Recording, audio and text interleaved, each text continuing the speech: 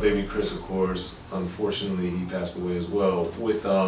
With him, now in retrospect, seeing how the music industry has evolved and now being back part of it and everything, what do you see that he taught you, some of the lessons back in the day that you can still apply today? I mean, the main lesson I learned from Chris, and he didn't really teach me, I just learned it from watching him. Okay. It's just like he was the first person that I seen really that was from where I was from. Mm-hmm. Like, that I seen like you could do it, like you could do it, like you could do it, and he wasn't doing it with crack. He wasn't sticking people up. Like, he was the first person I seen show me you could do it with music. He was the first person I seen show me you don't have to be the rapper to get money. You can actually not be the rapper and get way more money than the rapper. Shit, get 10%, 20% from 40 rappers. That's right. Better than being the rapper. And I mean, Chris was just dope. I mean, I was young, so much I looked up to him for that I'm probably not even giving him credit for. Mm-hmm. You know what I'm saying? We go through stages of life, and at that stage of my life, my older brother was locked up. He was incarcerated still. So I probably was seeking some old guidance from a older head. And I was blessed to have gotten that guidance from someone who's on the right track. And in this thing we love and call hip hop. Right. So you have the documentary, but you also have your book. So what made you want to do each one and have them come out? Well, the book, I wrote the book first, so I'll talk about that first. The book, more or less, I was locked up, and everybody used to tell me, like, yo, you need to write a book, you need to tell your story.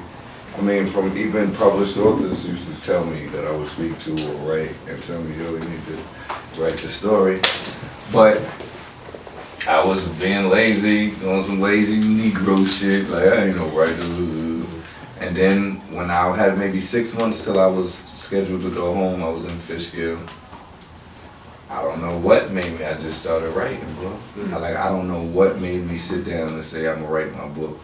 But I sat down and started writing, and for like the next 2, 3, 4 months, I wrote my book. Mm-hmm. Okay. And then with that, I wanted to get, because both your parents are in the documentary, Fabulous Chiali, and with that... How did that one come about? Now, the doc came about. Well, go ahead. The doc came about with my brother Tom over there. Basically, Tom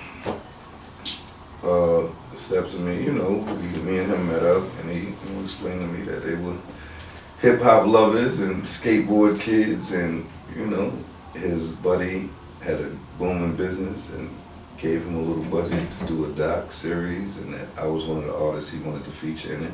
Mm-hmm. And I was like, let's fucking run it. Okay. So, making that also, it's like we had talked about, your family is integrally inserted into the film, and I wanted you to talk about your relationship with your parents, because both of your parents, well, from you, first of all, your mom in particular talks about the heartbreak when you were incarcerated and stuff, and she talks about that in the film in detail. So for you, how were you able to navigate that feeling that your parents were going through?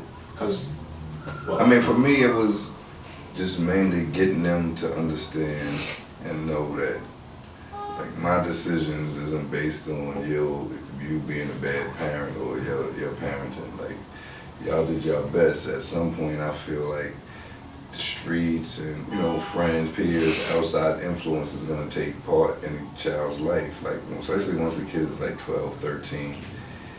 And most black households, the parents work, you know what I mean? So it's like, shit, the kid is going to have time when you're not there.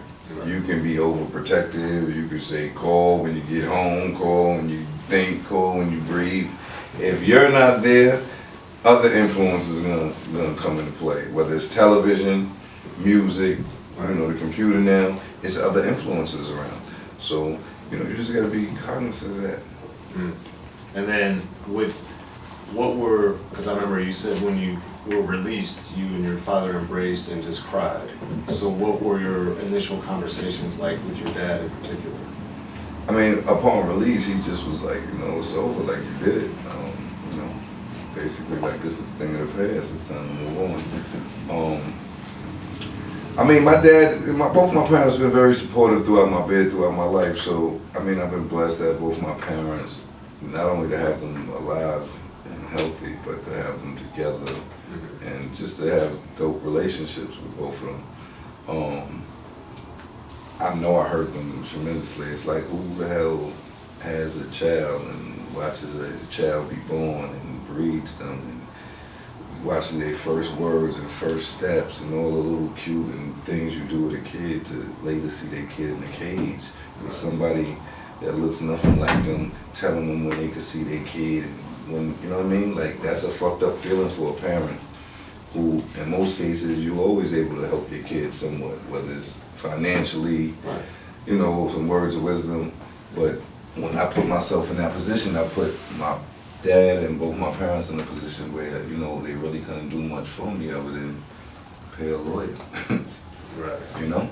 So then, with your children, how did, now that you've been out several years, how have you gotten to realize fatherhood in a meaningful way? I mean, I think my children, that's probably the best part of freedom.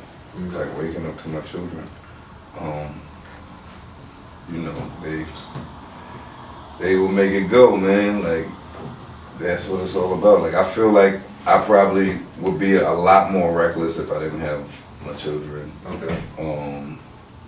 They keep me grounded. They let me know. You know, even with my marriage, they probably helped me with my marriage. Because there's times, you know, when me and my wife may go through it where you want to give up. And sometimes you be like, you know what, we got a unit here. You know what I'm saying? It's not just me and her. It's more to it, you know? And even though some of the kids are weird and have weird friends, you know, you work through it. You work through it. Hey girls. So weird. That was fun. So what did you, what's been a specific challenge with your children that helped you with yourself? I mean, the most challenging part for me with it is, you know, I have stepchildren and my biological children, and one of my biological daughters is in New York while I'm in Maryland. So just, you know, just keeping that balance, keeping everybody happy, you know, at the end of the day, I think it's natural to probably love your biological kids more, but then at the end of the day, it's also like, not really, because what would I do for them that I wouldn't do for them? Right. You know what I mean? And then having a daughter in New York, sometimes that can be mentally challenging because it's like I spend a lot of time with my stepkids and I love them like they're mine because they're my children. But it also is like, damn, but you also missing a lot of your daughter's life. You know what I mean? So it can be challenging. And you know, you just want to be the best father you could be for all of them because at the end of the day, none of the children really has to be here. So they just, you know, for like my stepchildren, they kind of forced to be around who their mother chose. So my thing is just to be the best father I could be to them and the best person I could be to them. So just that the transition is smooth and that the household runs smooth and just so it's just love. Like I want them to know that I'm your father. If your biological is here, cool. If he's not, don't sweat it. You know, whatever. However we rock and roll with it. I'm here. You know what I mean? And they can take it, leave it, but they know I'm here. So that's very challenging. It's just with a household, it's just you got a lot of personalities. Right. A lot, and it's a lot of girls. It's women and girls, and it's just a lot. And then I'm a handful, and they don't really listen too well. So it can be a lot. Yeah, mainly you. And but you know, we making it work, and it's like ill because as I'm growing and you know, the kids mature and shit. Like my daughter Kayla's right here. Hi, Kayla. But like I just look at our relationship, whereas we used to fight a lot, and a lot of it is just we both kind of probably both stubborn, but like now our relationship just through the years is crazy strong, and we still fight sometimes, but we even fight different now. Like she don't really fuck with me. It is. Okay. But it's dope, you know what I'm saying? It's dope that I got all these different peoples who I could help touch their lives and form and shape and mold it in some way. And then musically, one of the things, since we're about the same age, I hadn't really gotten into writing yet, but I always appreciated the sample with Dwyck from Funky Lemonade. Right. And then how obviously Jay-Z used it and it got popular, I guess. Yeah. So what, with the Funky Lemonade song in particular, what made that something that you liked way back in the day? Well, originally, like the original version was like a song Chris was like, write a song to this beat. Okay. So I don't really remember how the concept came up. Okay. Probably one of the beatniks came up with the hook and shit and the whole name of the song. But I know that was one of the songs I had written. So it was definitely Chris's idea. And then when my voice changed, we naturally was remixing a lot of the songs on the album, and being that was gonna be a single, we remixed it. And it just came natural that, you know, Funky Lemonade, you know, that the sample played, it was for the song, right? Right. You know, that was one of, if not my favorite song on the album, so I was just always curious, because Dwyck is also one of my favorite songs of all time. Right. So I was just curious about that. So as far as now, what musically are you working on? Right now, me and my son, we're supposed to be working on an EP. We did like 2 songs, but I don't know if it's gonna happen, only because he's running around doing shit, I'm running around doing shit, and I don't know. You know, the first is the first. When the bills gotta get paid, a lot of the other shit we're doing is paying more the bills, so that's kind of like where more of our focus is. Like right now, I'm more or less running with the book, chialibx.com. Check it out. Another Kind of Freedom. Yes. Please support. It's like $20. It ain't a lot of money. Like Pick it up. a bag of weed or like a bottle of liquor is $20 and it's gonna be gone. This one you can enjoy for that time you will be drunk or high because you're reading it, but then you could keep it forever. Yeah. You could break up the weed on it if you wanted. It's much more beneficial. It's much more You know what I'm beneficial. saying? It'll last a lot longer.